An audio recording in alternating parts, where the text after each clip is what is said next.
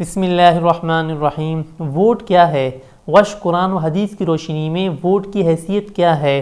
جو امیدوار آپ کے پاس ہمارے پاس آتا ہے وہ کس حیثیت سے آتا ہے؟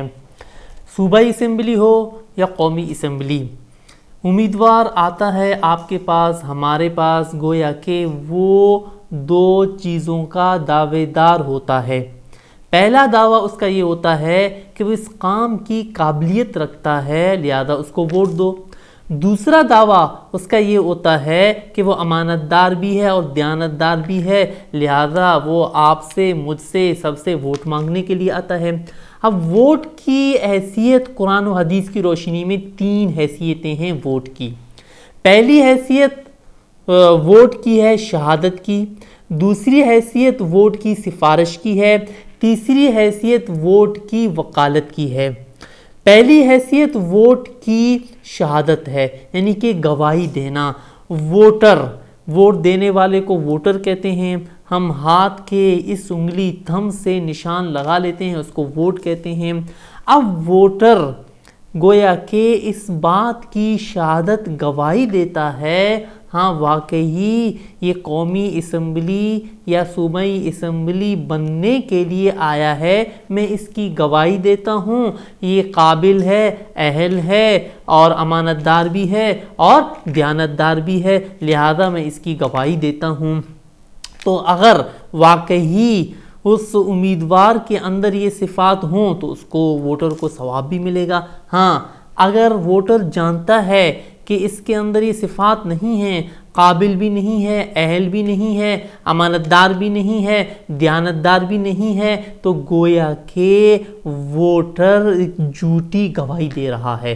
اور جھوٹی گواہی کے بارے میں حضور اکرم صلی اللہ علیہ وسلم نے ارشاد فرمایا کہ حدیث کا مفہوم ہے، اگر کوئی شخص جھوٹی گواہی دیتا ہے تو گویا کہ اس نے بہت بڑا گناہ کیا ہے، کبائر گناہ میں شامل ہے، جیسے زنا، بدکاری وغیرہ ہو گیا۔ دوسری حیثیت ووٹ کی سفارش کی ہے، یعنی کہ ووٹر، نمائندہ جو امیدوار ہوتا ہے اس کی سفارش کرتا ہے، ہاں واقعی میں اس کی سفارش کر رہا ہوں۔ تو قرآن مجید میں اللہ تعالیٰ سورہ نساء میں دیکھیں کیا ارشاد فرماتے ہیں سفارش کے متعلق آیات ہے۔ بسم اللہ الرحمن الرحیم، من یشفع شفاعۃ حسنۃ یکن لہ نصیب منہا ومن یشفع شفاعۃ سیئۃ یکن لہ کفل منہا۔ آیات کا مفہومی ترجمہ یہ ہے کہ جو شخص سفارش کرتا ہے اچھی سفارش تو اس کے لیے بھی اس میں سے حصہ ہوتا ہے، اور جو بری سفارش کرتا ہے تو اس بری سفارش میں بھی اس کو حصہ ملتا ہے۔ یعنی کہ ووٹر اگر اچھی سفارش کرے گا اور وہ امیدوار کامیاب ہو کر قومی اسمبلی یا صوبائی اسمبلی میں پہنچے گا، نیک کام کرے گا، اچھے کام کرے گا تو اس کو بھی ثواب ملے گا۔ ہاں اگر برائی کرے گا، قابلیت نہیں ہے، امانت دار بھی نہیں ہے، صحیح طریقے سے اہل نہیں رکھتا مسئلے مسائل حل کرنے کی اور گناہ کا کام کرتا ہے، تو اس ووٹر بھی گناہگار ہوگا کیونکہ اس نے اس کی سفارش کی ہے۔ تیسری حیثیت کیا ہے؟ تیسری حیثیت ہے وکالت کی، یعنی کہ امیدوار اپنا وکیل اور نمائندہ بناتا ہے ایسے حقوق کے متعلق کہ جن میں پوری قوم کا حصہ اس حقوق کے اندر شامل ہوتا ہے، شریدار ہوتے ہیں۔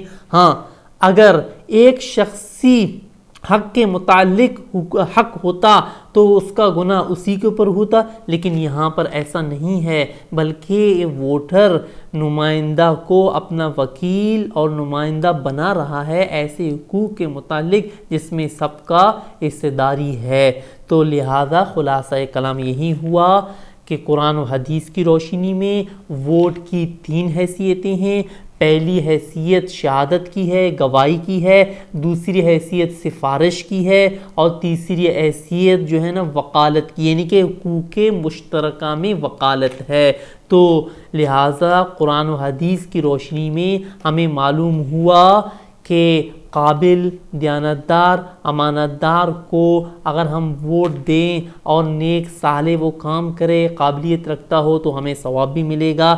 تو لہٰذا ہم اپنی آخرت کی فکر کرتے ہوئے دل کی بات نہ مانیں، ضمیر کی بات نہ مانیں، بلکہ قرآن و حدیث کی بات مان کر ہم اپنی آخرت کو دیکھتے ہوئے ووٹ دے دیں۔ السلام علیکم۔